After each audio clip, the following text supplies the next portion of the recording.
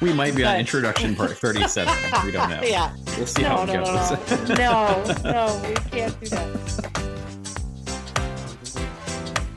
Bisexual lighting. You're listening and you have thoughts and you want to share them with us. And we love that. Oh, sure. Put me on the spot. Why don't you? Susie sells seashells by the seashore. No, she doesn't. Because it's going to be great. And I think you're going to enjoy the heck out of it.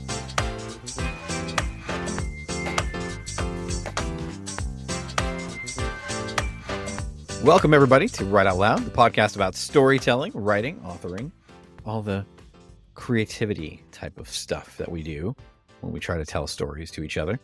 And, of course, I am Matt Kassem, and this is the fabulous and the amazing and the wonderful and the adorable Christina. Christina, of course. I mean, I feel like I need some fanfare with my name because it's like you have all of these wonderful things you're saying about me, and then it's like, Christina. We're like, bum, bum, bum, bum, Yes. Christina. I feel like I We'll should work on it. introduce you sometime in the wonderful, fabulous, the charming, the effervescent. See, but being You. around you is all I need. So we are talking today about just some of the marketing types of stuff that you do as a writer, as an author, as somebody trying to get your name out there, even as a filmmaker, as a TV producer. There's a lot of marketing things that kind of go into getting not only your story out there, but your name out there as well. And I think you and I talked this before we started recording. And what did you kind of call it? Well, I want to clarify the word things is really not what it is. It is one thing.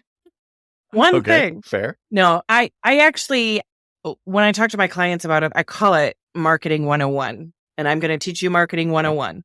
And there is only one Right. thing that you have to know. One. Or as some of the comedians say, you had one job. One. So you as a writer have one job, and it is your best marketing tool. And that is, Can I guess what it is? yeah, you can guess what it is. Can I guess what it is? You can Is guess it what it is. Figuring out the best SEO for the Yes. posting for your story on Yeah. like Amazon or anything? No? Yeah, no, the correct category for your book? No. Right? No. No? No. That's not it? No. No. No. What is no. it? I will say this until they are putting me in a grave. Your number one job, the only thing that you have control over, the only thing for marketing is writing a good book. And it's the only thing that you need. Right. You can try all of the things. You can throw $1 million into marketing. But if you do not have a good book, or things just don't work out, which they do, because 1 minute this is the next thing in marketing. So there's been newsletters. You've got to have a newsletter. You've got to take out Amazon ads. You've got to take out Facebook ads. Oh, the thing that makes you now is a BookBub. Yeah, BookBub featured deal, or a Kindle daily deal, or an Apple feature. All of those things can work and have worked, but they may not always work. But what is guaranteed is if you have a well-written book, if you have 10 well-written books, what that means is when someone finds you and they love your book, they will A, come back to you for more, which means if you've got those 10 books out there, you've sold another 9. Or B, they will buy your next book that comes out. So you'll actually get more of that front list action, which is great.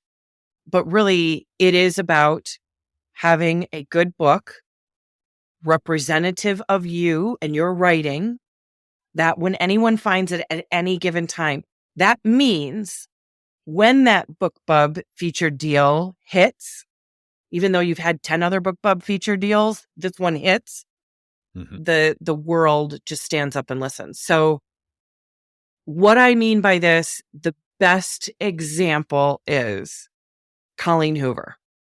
Colleen Hoover has consistently written best book after best book after best book after best book. And at any point someone finds her, they buy up the rest of the books. But this new thing came out, this new trend, the book talk. Yes. And suddenly all of her backlist was on the bestseller list again. Not just her newest book, not just the newest release, but all of her backlist. That's because she wrote consistently and repeatedly and just kept putting one foot in front of the other. And when something hits, you're ready for it. You're ready for it. And again, the thing is, you can continue to write good book after good book after good book, and maybe you're just not being seen.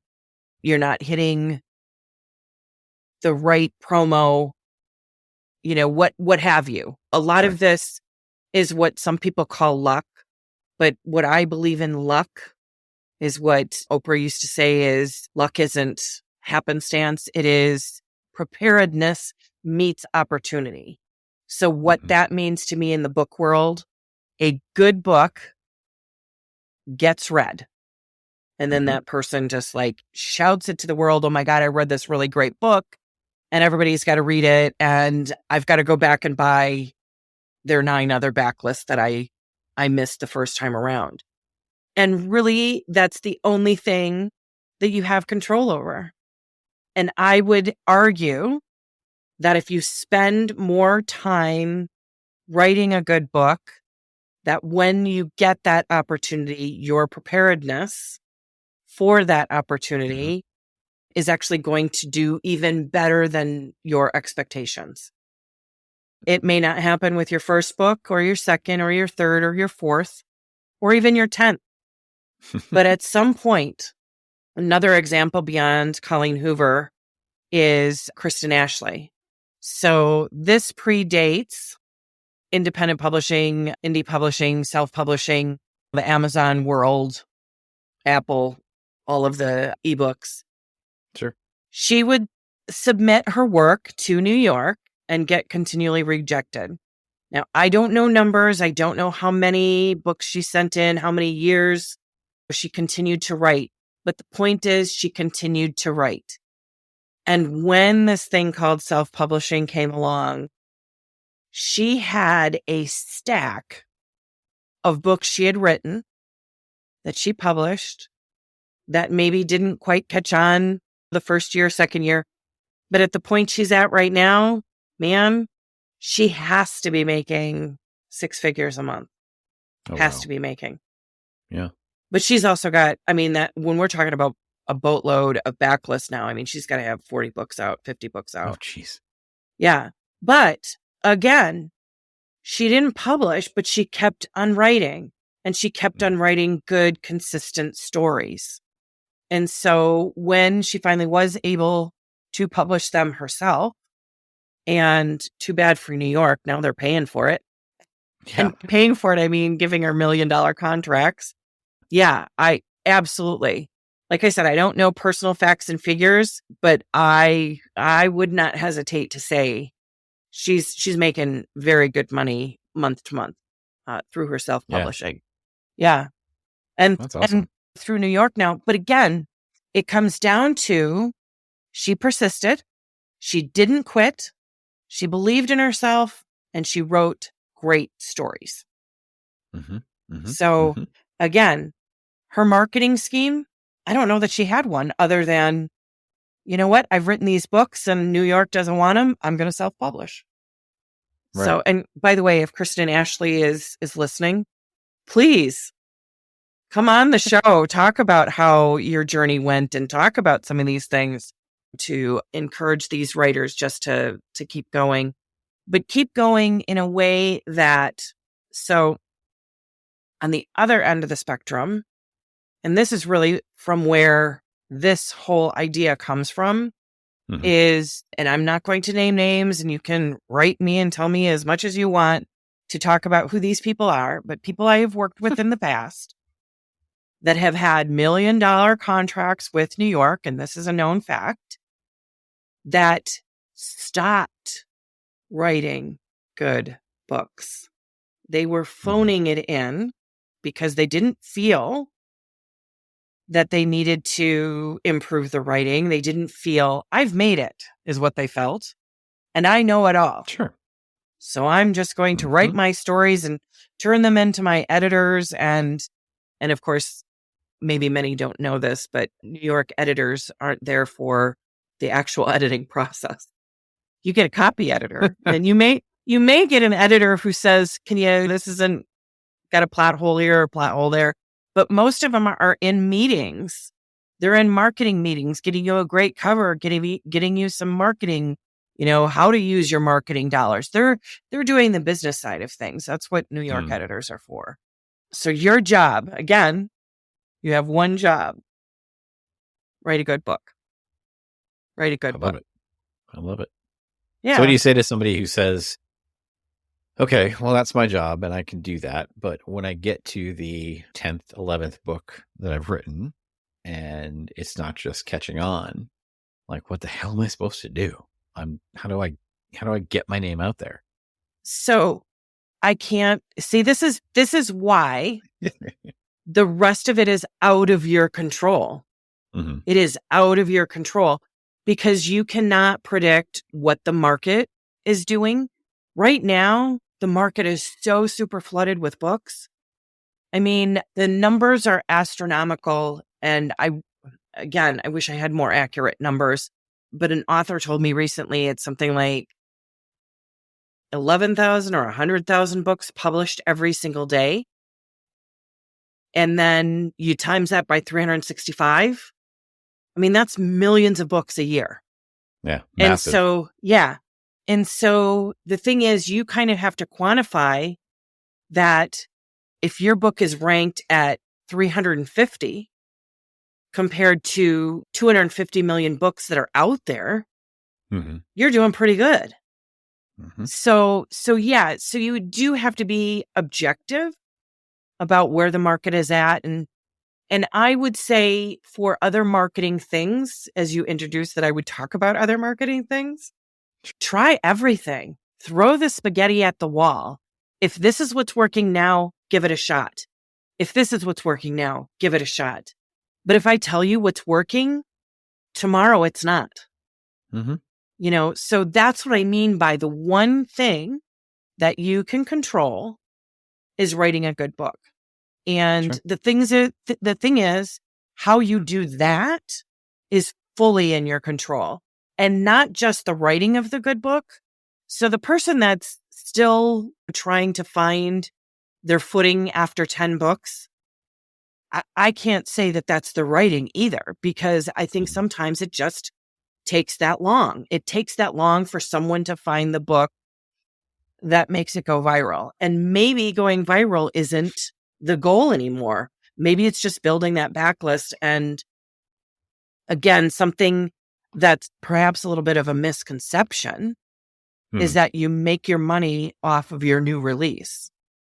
And while you may make a good chunk of change, the idea is that your backlist is your bread and butter. So the thing is, you can have one new release, and that if you have every fan in the world, they buy that one book, you're making millions of dollars. No problem. Sure. Okay. Sure. But that's not the way things go. You have to build it fan by fan by fan. So you've got all your fans that have bought all your previous books buying that front list, the new release. But the thing is, the new person that's sliding in and finding that new release, you want that book to be so good that they go back and buy the other 9 that you have released. And someone buying 9 books versus someone buying 1 book, that's where your bread and butter is. Your bread and butter is in that backlist.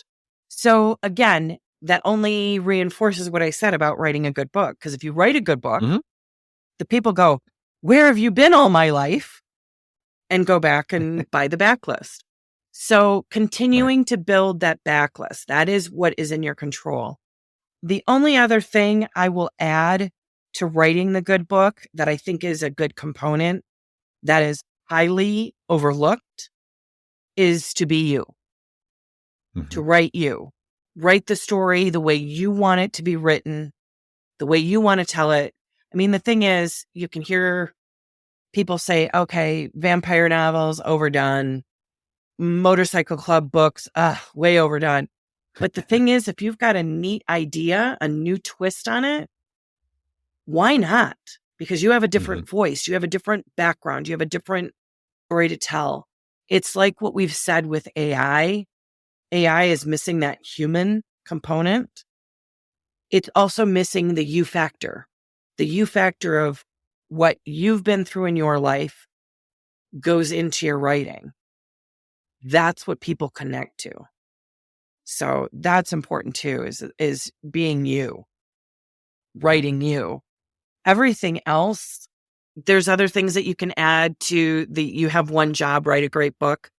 Have faith in yourself, believe in yourself, have confidence in your writing.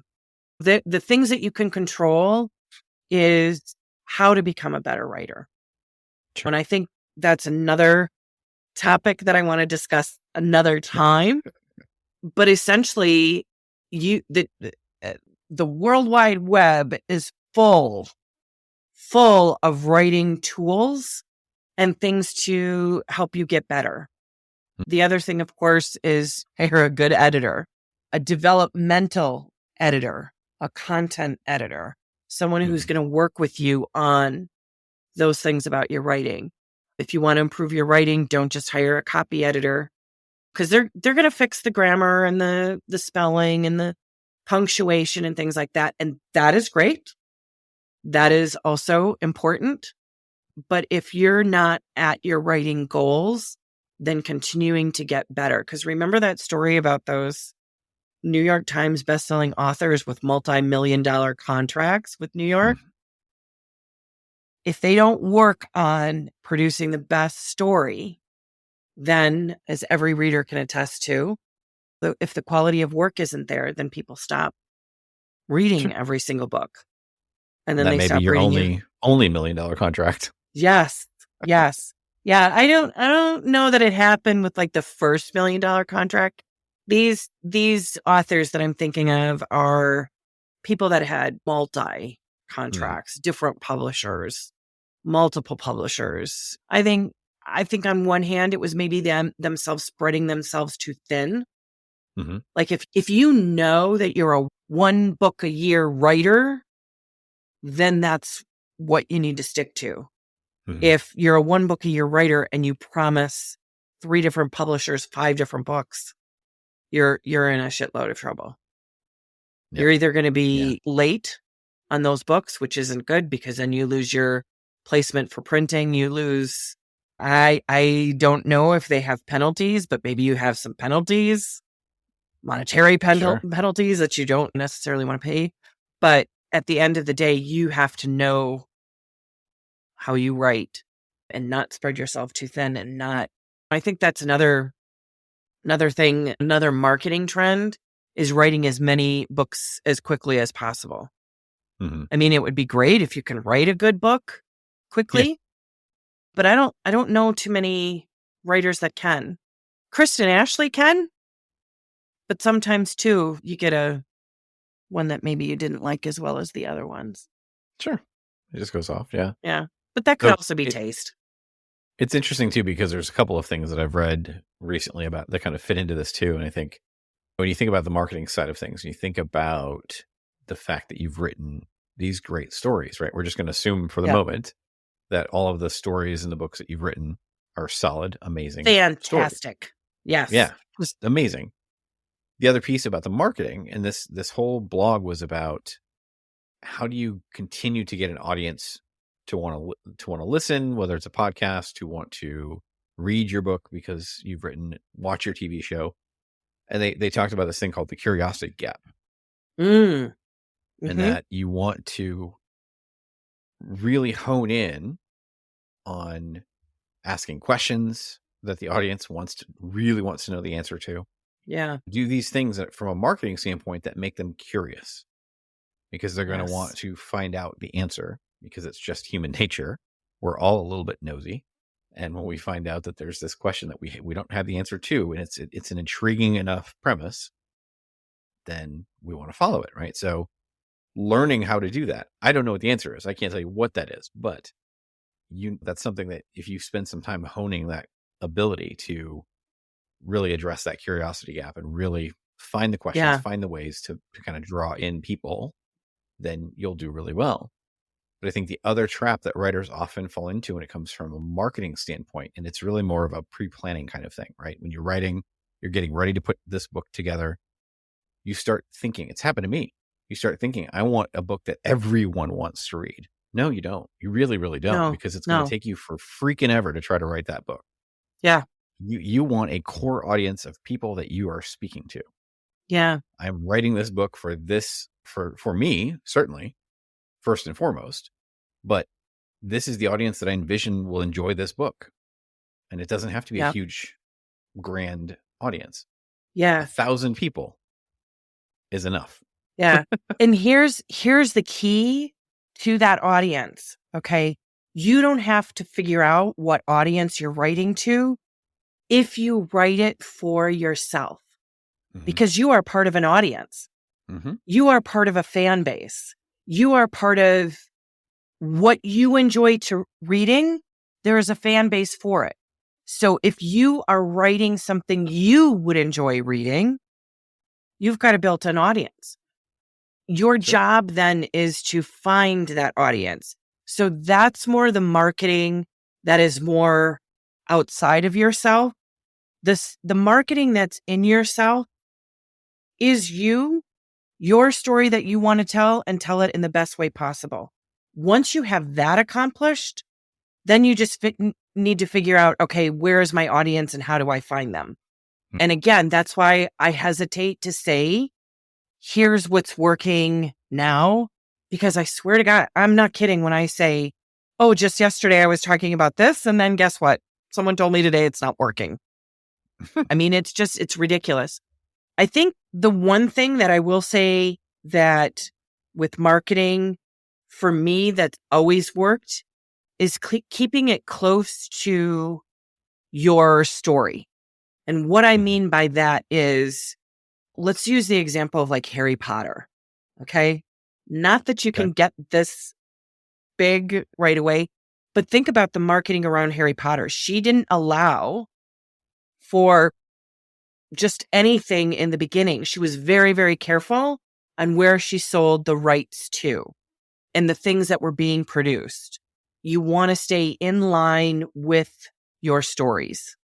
So marketing things like Jelly Bellies to be Bertie Bott's every flavor beans.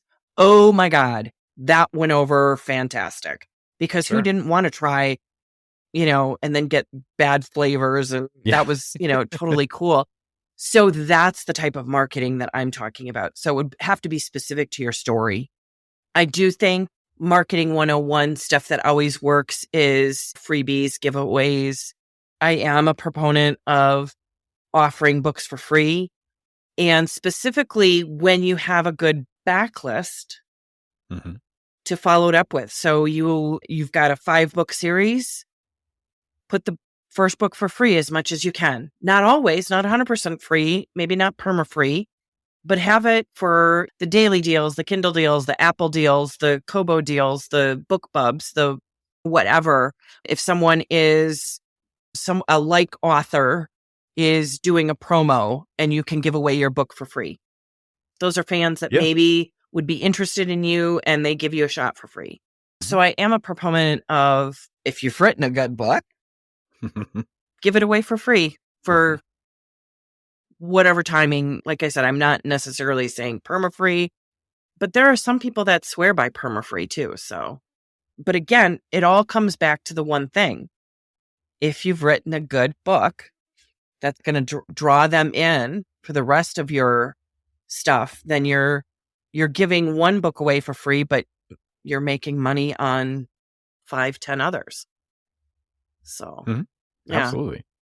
Yeah, I'm having a really good time actually on Threads. There's a author who has just put out one of his books, and he's really talking a lot about the process where he's, going to Barnes and Noble and he's going to all these stores and actually like signing copies of his book, right? For people. Yeah.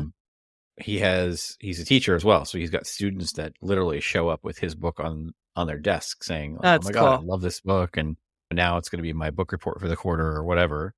And unprompted, like he just showed up to class and they were several of them had his book there. But it's just really neat to kind of see things like that too, where you go out and you kind of have that personal connection with fans, right? Like you can kind of build that fan base. Now, not everybody can do that, but again, all these little things that you can kind of do. I think that they can. I think what it is find the social platform that you're comfortable with.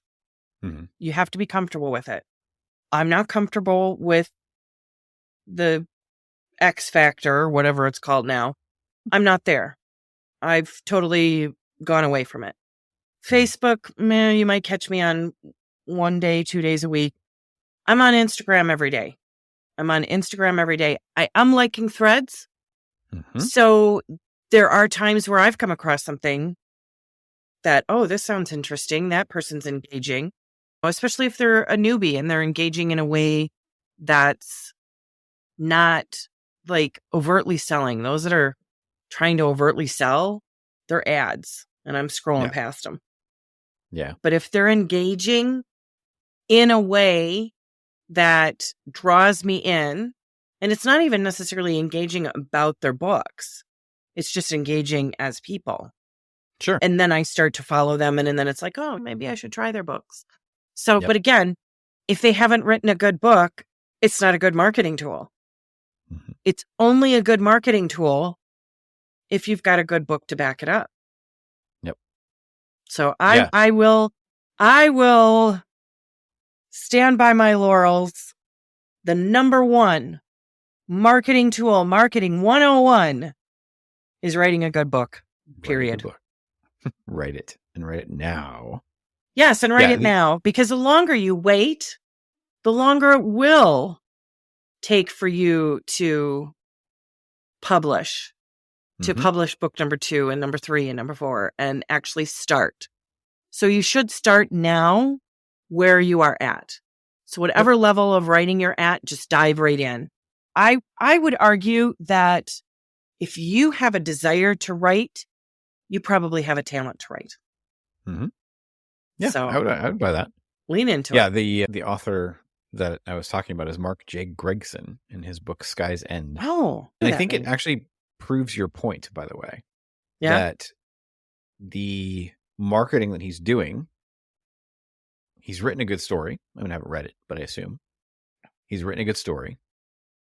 He's now telling a good story on social media, which is his journey as an author through this process, right?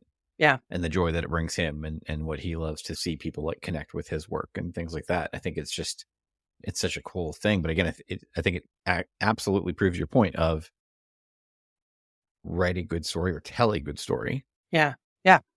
And people will come along. Well, and you actually brought up a point that I did not bring up, but that is absolutely true, is that when that author is engaging and it draws you in, that's your example of their writing, of their storytelling. Mm-hmm. So you just being you, this author is engaging, drew you in enough for you to buy the book and read it. Yep. Yeah. So that's, again, you couldn't have said it any better. Marketing 101 is be the storyteller that you are and write a good book. It's like be the change you want to see in the world. Yes, exactly. It really Write the book that you want to see in the world. Yep. 100%. Well, perfect, my dear. I think we can wrap it there. Put a pin in it. What do you say we challenge our audience with this week?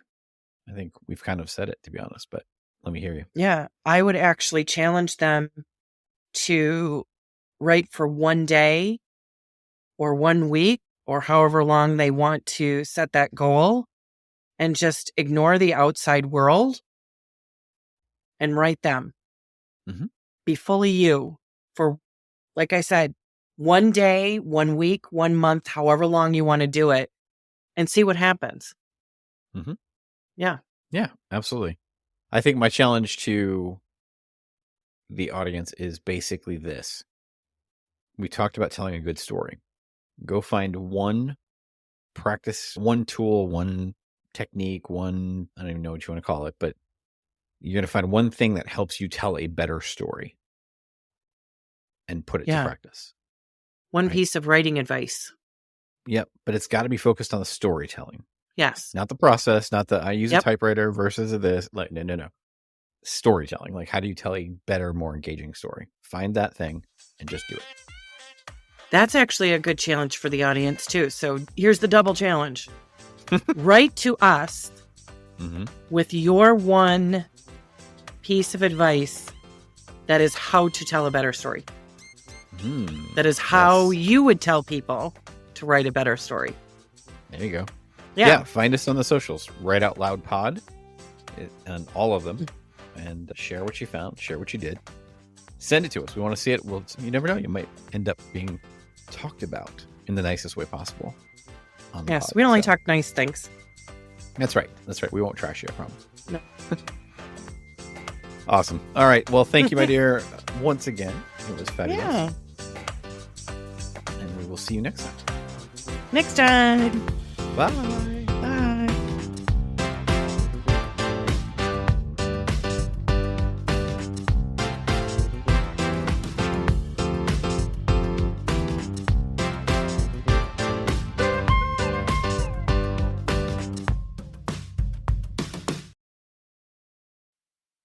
Hey, thanks so much for listening to the podcast. We really hope that you're enjoying every bit of it, but we would love to hear your feedback. Drop us an email either to matt@writeoutloudpod.com or Christina@bookmatchmaker.com. We would love to hear your thoughts. What's working, what's not working, and what do you want to hear more of? Thanks so much. We really appreciate it.